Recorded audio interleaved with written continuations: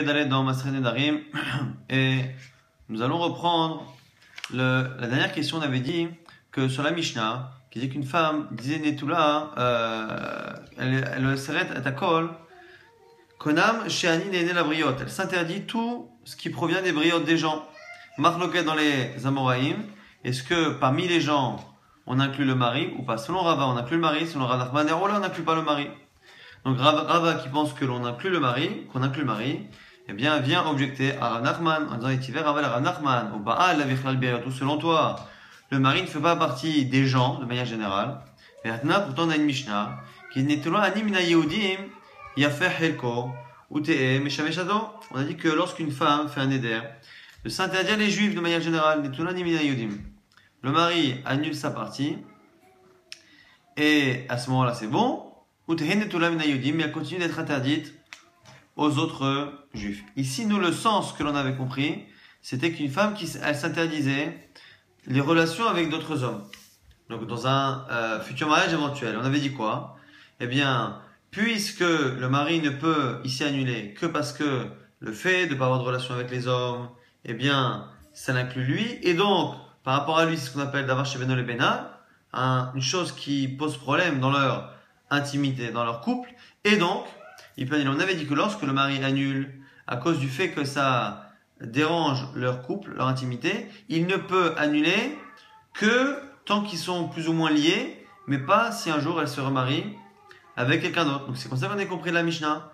Pourquoi finalement elle est interdite aux autres? C'est parce que lui, sa capacité à annuler ne venant que de Netula Mina Yehudim, que du fait que ça les dérange dans leur intimité, et bien du coup, c'est que lorsqu'on peut encore parler d'intimité que l'annulation marche. Dès qu'elle se remarie avec un autre, le neder reprend effet, et à ce moment-là, elle devient interdite aux autres. Alors que selon Rav Nachman, si tu dis que le mari n'a jamais été inclus, s'il n'a jamais été inclus dedans, comment expliquer que lorsqu'elle fait un neder par rapport à tous les autres hommes, un neder de ne pas avoir de relation avec les autres hommes, pourquoi ici, ce mari pourrait annuler? Tu es obligé de dire à ce moment-là, obligé de dire quoi? Que si il annule, c'est parce qu'ici on comprend que Netula Nimna Yodim, c'est pas de s'interdire de relation, c'est de s'interdire de profiter des autres. Si elle s'interdit de profiter des autres et que le mari peut annuler, c'est parce que c'est une souffrance. Si c'est une souffrance, l'interdiction devrait être définitive, et donc, c'est pas que par rapport à lui, mais par rapport à tous. Or, la Mishnah avait dit qu'elle continue d'être interdite aux autres et pas à lui. Donc elle m'a dit, c'est un nefesh, c'est ça. Veille à faire alors là, à ce moment-là, l'annulation devait être définitive. Donc ici, la question de Rava, c'est que, autant selon nous, jusqu'à présent, on pouvait comprendre que le neder concernait les relations, et le mari en faisait partie. Et donc, comme c'est quelque chose qui concerne l'homme et la femme, son annulation n'est que par rapport à lui, et pas par rapport aux autres, donc on comprend la halakha de la Mishnah qui dit que par rapport à lui, il annule, pas par rapport aux autres.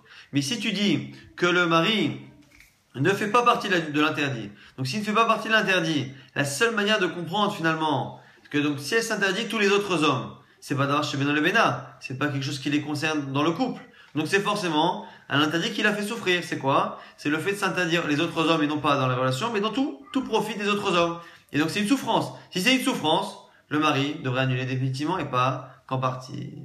L'Agma répond, Nachman répond, Amarle lui répondit, Shani acha de muchamita de aletera kasranav shah. Il dit non, c'est pas pareil. Pourquoi? Parce qu'en fait, continue de dire que ça parle là-bas que des relations. Simplement, il y a une différence. En général, lorsqu'une femme dit konam shenine minabriot, qu'elle fait un éder par rapport à tout le monde.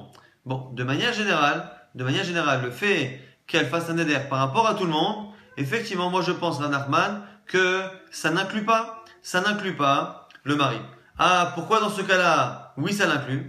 Pourquoi ça l'inclut? Je vais te dire pourquoi. C'est parce que cette femme-là est mariée à un homme.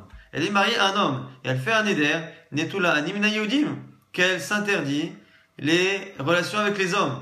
Mais ici, même si de manière générale, les hommes n'incluent pas son mari, parce qu'elle parle de tous les autres types d'interdits, lorsqu'ici elle s'interdit les hommes, il est évident que ça vient aussi et surtout interdire le seul homme qui lui est permis. Actuellement, elle est mariée. Le seul homme qu'elle peut cohabiter, c'est son mari. Il est évident ici que lorsqu'elle fait un éder par rapport aux relations avec les hommes, il est évident que ça inclut son mari qui est le seul qui actuellement pourrait, à la base, avoir une relation avec elle. Donc, autant de manière générale, Rav Nachman dira que lorsqu'une femme s'interdit les choses avec les hommes, ça n'inclut pas son mari.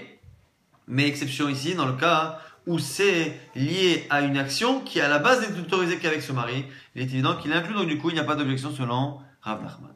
La Gemara maintenant continue à étudier la Mishnah. On a dit qu'une femme qui s'interdisait les hommes de manière générale peut consommer tout ce qui est lié aux pauvres. Mais on a cité ici les ket, shira, pa, ce qu'on a oublié dans le champ, ce qu'on a ramassé, ce qu'on a fait tomber, et pa, les coins. Mais on n'a pas parlé ici de maaser ani. Maaser ani, c'est un des prélèvements qu'on fait les années 1, 2, 4 et 5 de la Shemitah, des prélèvements qui sont réservés aux pauvres. La Gemara dit velo katene maaser ani, tu n'as pas cité un quatrième don qui est donné aux pauvres et qui normalement aurait dû être autorisé à la femme. Ve'atanya babraita. Pourtant, il y a une braïta qui reprend finalement notre Mishnah et qui dans la liste des choses que la femme justement peut consommer, on cite à la fois les ket shechra pa et maaser ani. Donc on comprend pourquoi la Mishnah a omis un des 4 dons que l'on fait aux pauvres et qui normalement devrait être autorisé à la femme, comme c'est marqué clairement dans la braïta. Amar Rav Yosef. Rav Yosef répond Lokashia Harabi Lezer Arabanan. Mishnah braïta ne sont pas cités, ne sont pas des citations de la même personne. Rabbi Eliezer pense quelque chose et Rabbanan ne pense pas autre chose. C'est lié à une marloquette sur Maaser Ani. La marloquette, on la voit tout de suite dans une Mishnah, dans Masechet Demai. Ditnan. Rabbi Eliezer Omer, Rabbi Eliezer dit Ein Adam Tzarich Likrot Shem al Maaser Ani, Shel Maaser Ani, Shel Demai. Demai, c'est une récolte qui a été achetée à quelqu'un qui est Amares, qui ne connaît pas tellement la Torah, et donc on peut craindre qu'il n'ait pas fait les prélèvements. Parmi les prélèvements, il y a ce qu'on appelle Maaser Ani. Donc il y a Maaser Rishon, il y a Trouma Gdola, Maaser Rishon, il y a plein de choses, mais il y a Maaser Ani. Et ici, autant tout le monde est là d'être d'accord qu'une récolte qui est douteuse, donc on ne sait pas si la personne a prélevé, eh bien dans tous les cas, on devra prélever et la récolte, elle est tevel, elle est interdite en attendant. Mais sur Maaser Ani, c'est un peu différent. Rabbi Eliezer nous dit, il n'y a même pas besoin ni de la nommer, ni la mettre de côté, ni la donner aux pauvres, rien du tout. Nous dit maintenant Chachamim Omrim, Koreshem ve'etzarech le'afrish. Non, il nomme Maaser Ani, il dit qu'une partie est Maaser Ani, mais il n'a pas l'obligation de l'enlever, parce que dans l'absolu, Maaser Ani, eh bien, ça peut être consommable par la personne. Donc ici, tout le monde est d'accord que dans le doute, il n'est pas obligé de donner le Maaser Ani aux pauvres, parce que la récolte n'est que douteuse. Mais par contre, la marquette qu'il y a, c'est est-ce qu'il y a tout de même une nécessité à nommer et à définir ce qu'on appelle Maaser Ani ou pas, même si finalement il le consommera, mais est-ce qu'il faut le désigner ou pas? Et la Gemara ici va essayer d'expliquer quelle est la marquette Rabbi Eliezer Chachamim. Maïlav, n'est-ce pas, que les man de Amar, Sfekotovel, Kasava Irle Tovata Ana, n'est-ce pas que c'est comme ça que ça fonctionne?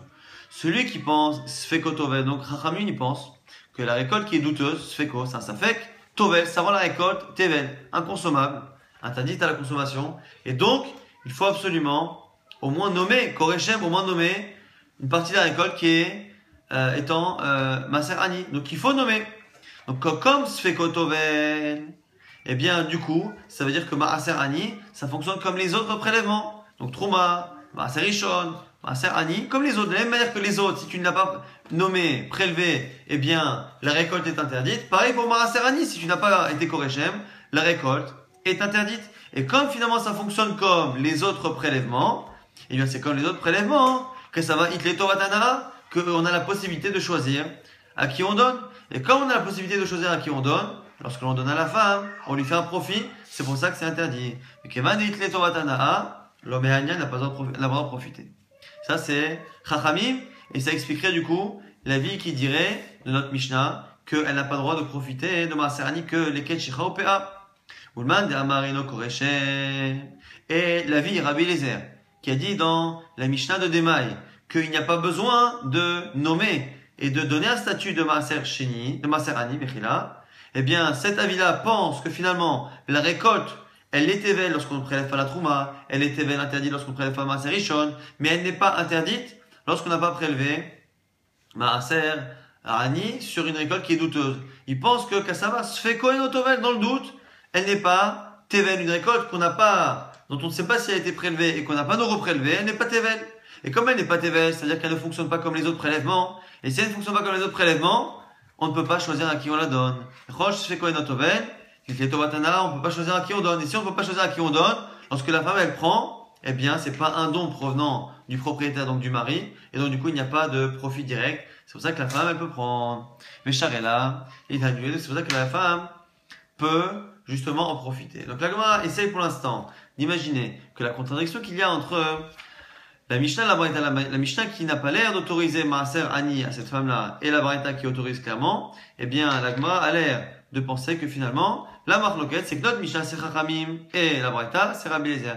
La Mishnah chez nous c'est Chachamim qui pense qu'une récolte, eh bien elle est interdite dans le doute tant qu'on n'a pas refait Maaser Ani dans le doute.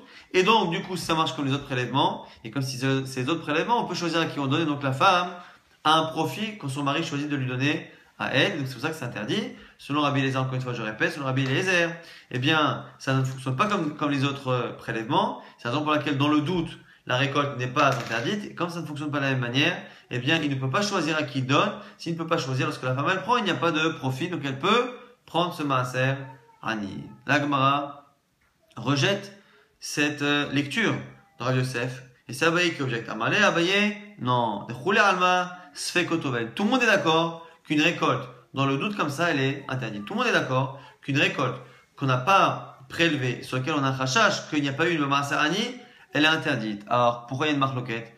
Pourquoi, selon Chachamim, selon Rabbi Eliezer, il n'y a pas besoin d'être koreshem, de nommer une partie de la récolte comme étant maaser ani? La Gemara nous dit, voilà. Rabbi Eliezer Rabbanan, Behaï Kamiflag, et voici la raison de la discussion. Rabbi Eliezer Savar l'oner chez nous, Améaretz al Maaser Ani. Les Rabbi Eliezer pensent que les Améaretz, les gens qui ne font pas trop la Torah, qui ne connaissent pas tout et qu'on craint qui ne prélèvent pas la Trouma ni le Maaser, par rapport au Maaser Ani, on ne craint pas. Pourquoi? Kevan de Ilum Ifkar Nirse Baver Ani Vishakal Lehu Lit Lev Sedar. Puisque finalement, lorsque la personne prélève, elle prélève le Maaser Ani pour les pauvres. Si à un moment donné, elle estime qu'elle a besoin de cette récolte-là, eh bien, elle peut être mafkir, rendre tous ses biens, se déposséder de ses biens pendant un certain temps. Comme elle se dépossède de ses biens, elle devient pauvre. Et si la personne devient pauvre, elle peut profiter elle-même du maaser ani, de sa récolte. Et après, évidemment, reprendre possession de ses biens. Donc, la Gemara nous dit que puisque finalement le maaser ani, lorsqu'on le prélève, eh bien, ça n'est pas une perte définitive et qu'il y a possibilité éventuellement de la récupérer si besoin. C'est la raison pour laquelle Rabbi Eliezer te dira que même si on craint que les gens pas très pratiquants, pas très connaisseurs ne fassent pas les prélèvements, le prélèvement de maaser ani, on ne craint pas parce qu'il n'y a pas de perte totale et définitive lorsque la personne prélève. Aïe Chachamim, que diront-ils à cela? Rabbanan Savré, Nirse, l'homme Ifkarinish. Il dit non, c'est pas vrai. Parce que les gens, ils ont peur d'être mafkir, de se déposséder de leurs biens. Pourquoi? Nimirtat, Dilma, Zacheve, Oini, Shaharina. Ils ont peur qu'au moment où ils se dépossèdent de leurs biens, quelqu'un vienne prendre possession de ces biens avant qu'eux-mêmes reprennent possession. Et à ce moment-là, ils ont perdu tous leurs biens. Donc, selon Rabbanan, on continue de craindre le fait que les gens pas très connaisseurs de Torah, eh bien, ne fassent ni maaser ani, ni maaser rishon, ni trouma. Tout va dans le même sac. C'est pour ça que l'on craint en tout cas Abaye a réussi à prouver que la marloquette Rabbi Eliezer et ici Rabbanan n'était pas lié, enfin, la marloquette, voilà, donc la marloquette, Rabbi Eliezer Chachamim était lié à un autre problème, était lié à est-ce que on craint, même dans maaser ani, que la personne n'est pas prélevée ou pas. Du coup, c'est une autre explication qui ne permet pas d'expliquer la contradiction de la Mishnah de la Braïta. Pourquoi la Braïta dit que la femme peut profiter de tous les biens des pauvres, sauf maaser ani, qui n'est pas cité, alors que dans la Braïta, c'est cité. Donc la réponse maintenant de Rava Omer, Kan be maaser ani mitralek betoch habayit, quand est-ce que c'est interdit pour la femme, ce qui est marqué dans la Mishnah? C'est parce que c'est lorsque le maaser ani pour les pauvres est donné dans la maison. Et c'est marqué dans la Torah. Tu la donneras au Lévi, au guerre, à l'orphelin ou à la veuve. Et comme ici on parle de donner, c'est-à-dire que la personne elle est chez elle, elle a en possession le maaser ani qu'elle donne. Et ça, donner à la maison, donner de main en main, ça c'est un profit que l'on fait à la personne. Donc le mari ne peut pas donner à la femme, le mari ne peut pas donner à la femme à ce moment-là. Mishomari a sur les litanouilles, c'est pour ça que la femme ne peut pas en profiter lorsqu'une personne, le mari ou un autre lui donne. Maaser ani ekan, par contre dans la Braïta, le maaser ani mitralek betoch hagranot. Quand est-ce par contre c'est autorisé comme c'est marqué dans la Braïta? C'est dans le cas où c'est donné dans les greniers. C'est marqué là-bas dans la Torah, dirtiv, et tu les laisseras dans tes portes. Parfois, eh bien, on laisse une partie de la récolte, le marasarani, à côté des greniers, les gens viennent eux-mêmes se servir. Et là-bas, il n'y a pas de don de main en main, donc il n'y a pas de profit direct, et donc c'est la raison pour laquelle la femme peut en profiter, charélé, et Tanouye. Donc la réponse qui est donnée finalement par Rava, la marloquette autant Rabbi Eliezer Chachamim finalement elle n'est liée qu'à la question est-ce que l'on craint que les gens qui ne connaissent pas la Torah eh bien ne prélèvent pas non plus le Maasarani, ou est-ce que le Maasarani c'est une exception parce qu'il n'y a pas de perte totale et définitive. Mais ici la marloquette, la contradiction entre la Mishnah et la Braïta en fait n'est pas une marloquette mais simplement deux cas différents. Dans la Mishnah, on parle du Maasarani lorsqu'il est donné de main en main, lorsqu'il est donné de main en main à la maison. Eh bien, il y a un profit qui est donné à celui qui reçoit, et donc la femme ne peut pas profiter de cela lorsqu'elle a fait un éder par rapport aux autres. Mais par contre, lorsque la chose elle est laissée dans le grenier, c'est laissé dans les portes. À ce moment-là, eh bien la femme peut profiter car il n'y a pas de don. Kohanim ulviim nehenini. On a vu dans la suite de la Mishnah que lorsqu'une personne faisait un éder par rapport au Kohanim, au Lviim, et interdisait au Kohanim de profiter de lui, eh bien, la Mishnah nous dit au début que les Kohanim viennent prendre de force. Après, on a dit quoi? Que par contre, s'il a nommé des Kohanim ou des Lviim qu'il interdit, les autres, eux seront interdits, mais les autres peuvent prendre. L'Agma ne comprend pas ici la contradiction. Pourquoi? Parce que, est-ce que le fait de donner à un Kohen ici, on a des dons, des prélèvements qu'on donne aux Kohanim et aux Levim.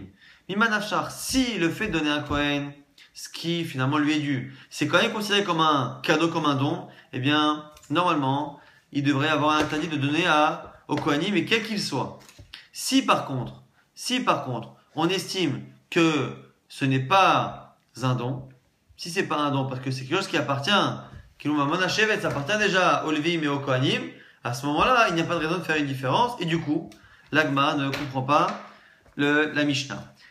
L'Agma dit Kohanim ou Levim nehenini. On a dit que les Kohanim prennent contre son gré au début. Lorsqu'il fait un éder par rapport à tous les Kohanim, ils prennent contre son gré. L'Agma dit Alma, de là on déduit Tovatana Inamamon. On voit que le fait de donner à un Kohen, de pouvoir choisir à qui on donne, eh bien, ça n'a pas de valeur. C'est pas comme un don, c'est pas de l'argent, c'est pas comme un don. Et Masefa, regarde la fin de la semaine Mishnah qui dit quoi?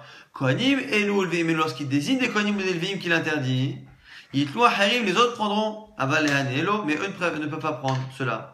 Alma, Tovatana, Amamon, on voit bien finalement que s'il ne peut pas donner à des Kohanim, c'est qu'on considère que ça rentre dans ce qu'on appelle un profit. Alors, finalement, donner un Kohen, choisir un Kohen, est-ce un profit? Oui ou non, la Gemara propose pour l'instant de dire c'est une marque Amar Avosharia, Lokasha, c'est pas contradictoire. Harabi Yossi, Berabi Yuda, c'est une marque Rabbi Yossi, Barabi Yuda, et Rabbi.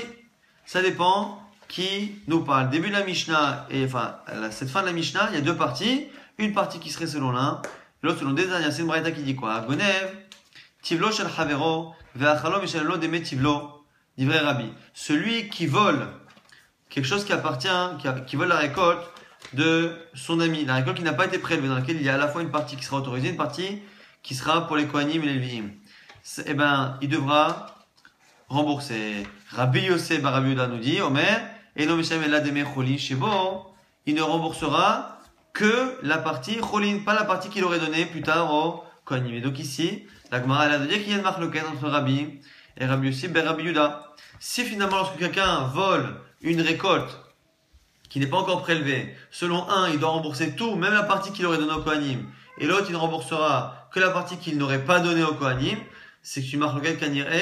Est-ce que la partie donnée au Kohanim est considérée comme étant quelque chose qui vaut de l'argent? Et c'est pour ça qu'on aurait une contradiction entre les débuts et la fin du dernier cas qui est marqué dans la Mishnah. Très rapidement, on va récapituler tout ce qu'on a vu aujourd'hui.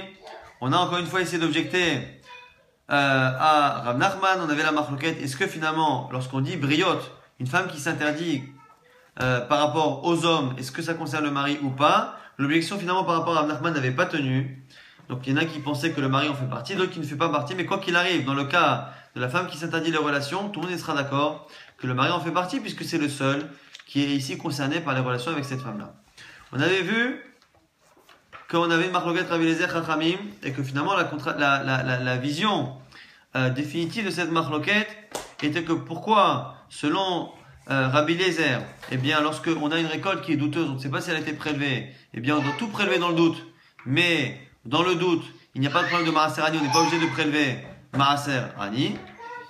Mais selon Khamim, on le doit. La marloquette finale, c'est que selon Rabbi Eliezer, contrairement à tous les autres prélèvements, celui qui ne pratique pas toute la Torah, eh bien, ne se retient pas de prélever Maaser Ani, puisque s'il en a besoin un jour, il peut éventuellement plus tard, il peut se déposséder de ses biens pendant un certain temps, et à ce moment-là profiter de Maaser Ani. Selon Khamim, on continue de craindre qu'il ne l'ait pas fait, donc la récolte est interdite. On avait finalement expliqué une contradiction dans la Mishnah et la Braïta. Est-ce que la femme qui s'est interdit de profiter des gens peut recevoir le Maaser Ani de ces gens? Elle peut prendre les Ketchicha Opéa, mais elle ne peut pas prendre finalement le Maaser Ani. C'est comme ça que c'est rapporté en tout cas dans la Braïta, dans la Mishnah. Mais dans la Braïta, elle peut. Quelle est la contradiction? Ça dépend encore une fois comment ce Maaser est donné. S'il est donné en main propre, c'est interdit, comme dans la Mishnah. S'il est donné, il est laissé poser dans le grenier, que c'est elle qui se sert, eh bien, c'est autorisé. Dernière chose, on avait vu une contradiction entre le début et la fin du dernier cas qui est marqué dans la Mishnah. Un qui avait l'air de dire que le fait de donner un Kohen ou un Lévi, ça a une valeur d'argent. Selon l'autre, ça n'a pas de valeur d'argent. La Gemara, pour l'instant, propose de dire que c'est une marloquette Rabbi aussi, Bar Yehuda et Rabbi. Est-ce que finalement, ce qu'on va donner au Kohanim, la Trouma, le Maaser Rishon, ainsi de suite, est-ce que ces dons-là ont une valeur ou pas? Ça a l'air d'être une marloquette entre Rabbi aussi, Bar Rabbi Yehuda et Rabbi.